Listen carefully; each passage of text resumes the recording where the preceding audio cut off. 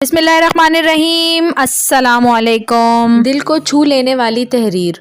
करमदीन चौकीदार अपनी साइकिल के हैंडल से गोश्त की चंद थैलियां लटकाए तेज तेज पैडल मारता हुआ अपनी धुन में चला जा रहा था। उसके चेहरे पे एक अनोखी सी मुसर्रत और तमानियत के आसार नजर आ रहे थे। एक इंतहाई गरीब से मोहल्ले में पहुंचकर उसने एक घर के सामने साइकिल रोकी और घर का दरवाज़ा बजा दिया। कुछ देर बाद अंदर से एक नुस्वानी आवाज़ आई कि जी कौन? बाजी मैं हूँ करमदीन चौकीदार। उसके बुलंद आवाज़ से जवाब देते ही दरवाज़ा खुला और दुपट्टे के पल्लू से चेहरा ढांपे एक औरत नज़र आई।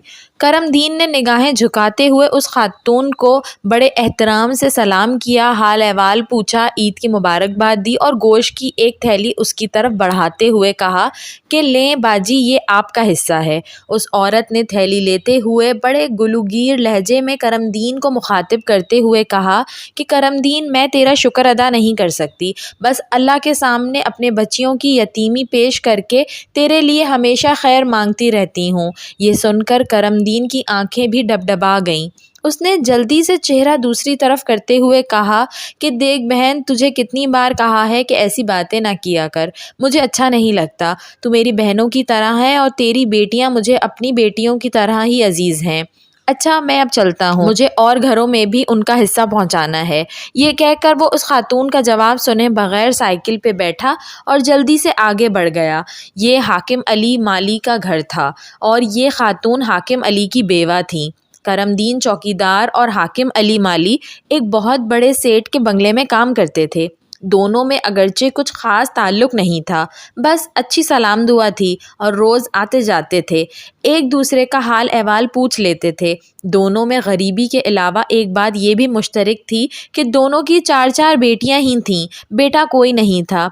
एक दिन ऐसा हुआ कि हाकिम अली काम पे ना आया तो वो पहले भी कई बार छुट्टी कर लिया करता था, मगर आज शायद सेठ साहब के कुछ मेहमान आने थे, इसलिए उन्होंने करमदीन को उसका पता करने के लिए उसके घर भेज दिया।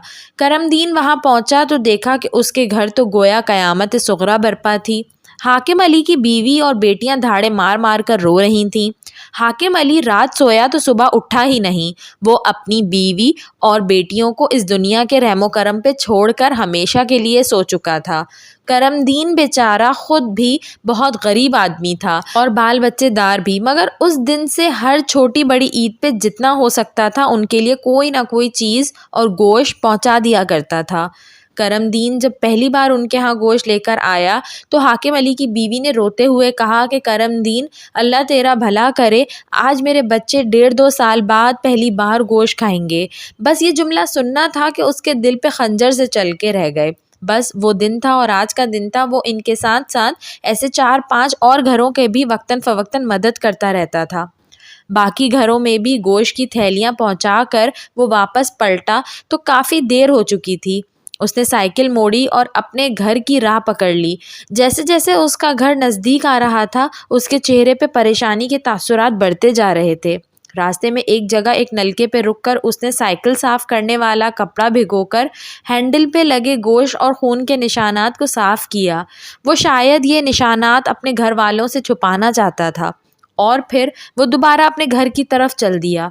ये उसका हर साल का मामूल था कि वो सुबह सवेरे अपने पुराने धुले हुए कपड़े पहनकर ईद की नमाज़ पढ़ने अपनी कच्ची बस्ती से बहुत दूर शहर के सबसे बड़े मोहल्ले में जाता और ईद की नमाज के बाद लोगों के घरों से गोश्त जमा करना शुरू कर देता। गो कि वो ज़ाती तौर पे बहुत खुददार इंसान था, किसी के सामने हाथ फैलाना उसके लिए मर जाने के बराबर था, मगर हाकिम अली की बेवा और यतीम बच्चियों की खातिर वो ये काम भी कर गुजरता। वो दोपहर तक गोश्त जमा करता और दोपहर के बाद उन घरों में जाके दे आता। वो लोग यही समझते कि शायद करमदीन की अपनी कुर्बानी होती है और वाकई ये करमदीन की कुर्बानी ही थी। वो अपनी इज्जत नफ्स और खुददारी के गले पे छुरी फेर कर उनके लिए लोगों के सामने दामन फैलाकर गोश्त इकट्ठा किया करता था और जाहिर है उसके लिए उससे बड़ी कुर्बानी और क्या हो सकती थी। साल साल बाद करमदीन की बदौलत गोश्त का मुंह देखने वाले ये कब जानते थे कि खुद करमदीन के घर साल के बाद भी गोश्त नहीं पकता।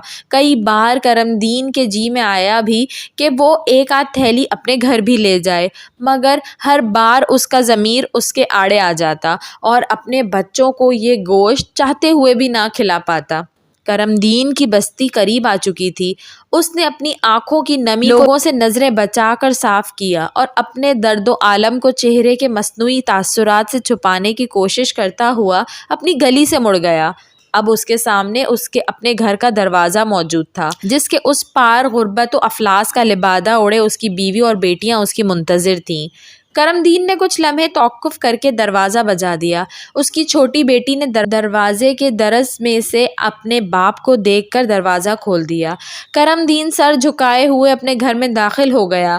اس نے اسی طرح اونچی آواز میں سب کو سلام کر کے سر اٹھایا تو دیکھ کر حیران رہ گیا کہ اس کے صحن کے بیچوں بیچ کھانے پکانے کے سامان کا ڈھیر لگا ہوا ہے اور ساتھ ہی ایک تھیلے میں اچھا خاصا گوشت بھی پڑا ہوا ہے۔ کرمدین نے حیرت سے اپنی بیوی کی طرف دیکھا اور پوچھا کہ یہ سب کہاں سے آیا ہے؟ اس کی بیوی بولی کہ یہ ایک بہت بڑی گاڑی میں کوئی بڑا آدمی آیا تھا، وہ کہہ رہا تھا کہ وہ آپ کو جانتا ہے اور ساتھ میں ایک چٹھی بھی دے کر گیا ہے۔ میں نے سامان تو اس کے اصرار پر رکھ لیا مگر اب آپ کے انتظار میں ہی تھی اور ساتھ ہی ایک لفافہ کرمدین کی طرف بڑھا دیا۔ کرمدین نے جلدی سے لفافہ کھولا اور اس میں موجود چٹھی پڑھنے لگ گیا۔ سلام دعا کے بعد لکھا تھا کہ یار کرمے، میں تجھے ایک عام سا بندہ سمجھتا رہا مگر تو بہت بڑا آدمی نکلا، اتنا بڑا کہ تیرے سامنے مجھے اپنا آپ بہت چھوٹا محسوس ہونے لگا ہے۔ مجھے تیرے بارے میں کچھ باتیں کہیں سے پتہ چلی تھیں، پھر میں نے سارا دن تیرا پیچھا کیا اور حاکم علی کے گھر تک جا پہنچا۔ وہاں سے مجھے تیرے بارے میں باقی سب پتہ چل گیا اور جب تیرے گھر آیا تو پتہ چلا کہ تیرے اپنے گھر کے حالات بھی بالکل انہی لوگوں جیسے ہیں۔ کرمے، یہ کچھ چیزیں عید کا تحفہ سمجھ کر قبول کر لے، تجھے اللہ کا واسطہ انکار نہ کرنا۔ آج سے تیرا اور باقی 5 گھروں کا سارا خرچ میرے ذمے ہوا، باقی باتیں شام کو بنگلے میں کرتے ہیں، اور ہاں آج ڈیوٹی پہ ذرا جلدی آ جانا۔ منجانب تیرا سیٹھ۔ کرمدین کی آنکھوں سے آنسو نکل کر چٹھی کی تحریر بگاڑ رہے تھے۔ ویڈیو پسند آئی ہو تو اس کو ضرور لائک کریے گا اور ایسی مزید اچھی ویڈیوز دیکھنے کے لیے میرے چینل اردو کہانی گھر کو سبسکرائب کر لیجئے۔ Thanks for watching. اللہ حافظ۔